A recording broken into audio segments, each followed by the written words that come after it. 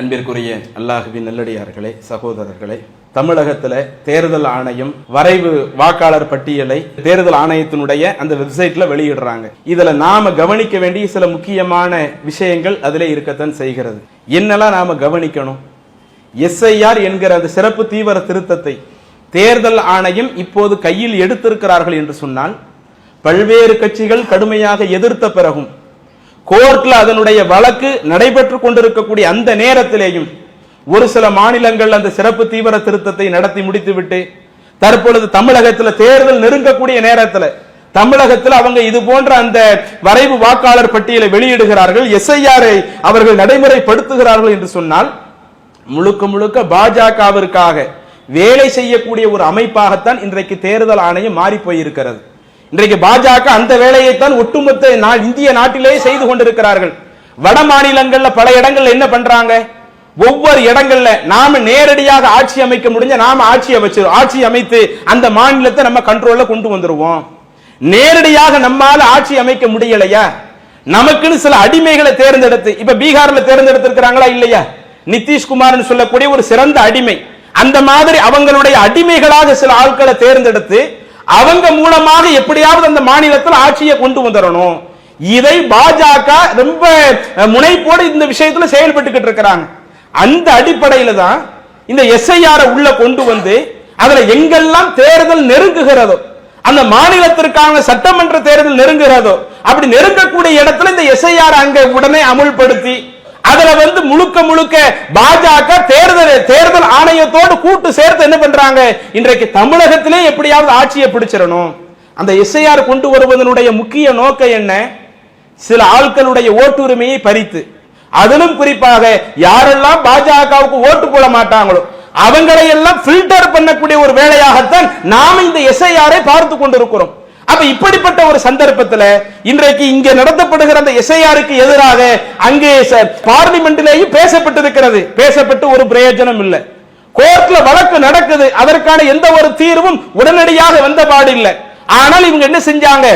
October மாசம் 4ஆம் தேதி அறிவிச்சு டிசம்பர் 4ல நாங்க என்ன செய்வோம்? அந்த ஃபார்ம் எல்லாம் வாங்கி முடிச்சிட்டு அதற்கடுத்து நாங்க டிசம்பர் 9ல வரைவு வாக்காளர் பட்டியலை வெளியிடுவோம் சொன்னாங்க.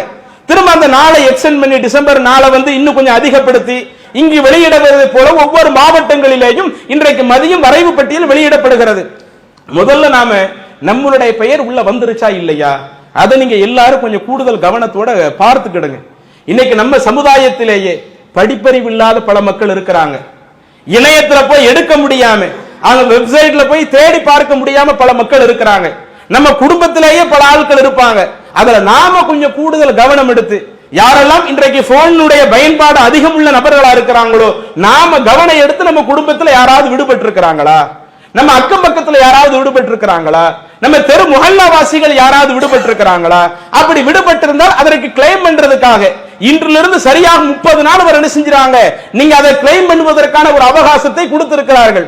அதுல கிளைம் பண்ணி நாம எதுவும் செய்யாம அப்படியே கடைசி வரை விடுபட்டதாகவே இருந்தால் அடுத்தடுத்த தேர்தல்களில் ஓட்டு போட முடியாத, நம்முடைய ஜனநாயக உரிமையவே நிறைவேற்ற முடியாத அளவிற்கு ஒரு பெரிய ஒரு சூழலை இன்றைக்கு அந்த தேர்தல் ஆணையம் என்ன செய்யறாங்க?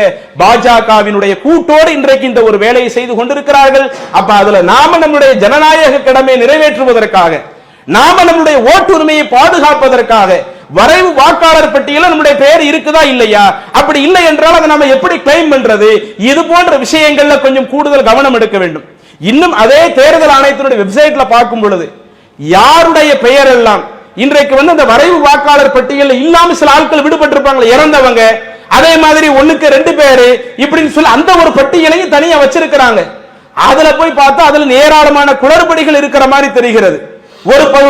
ஒரு ஏரியாவில் உள்ள ஆட்களை வேற ஒரு ஏரியாக்கள்ல சேர்த்து வச்சு அந்த சிஸ்டமேட்டிக் ஒர்க்கையே நீங்க எடுத்து பாத்தீங்கன்னா அதுல பல குளறுபடிகள் நிறைந்த ஒன்றாக இருக்கிறது.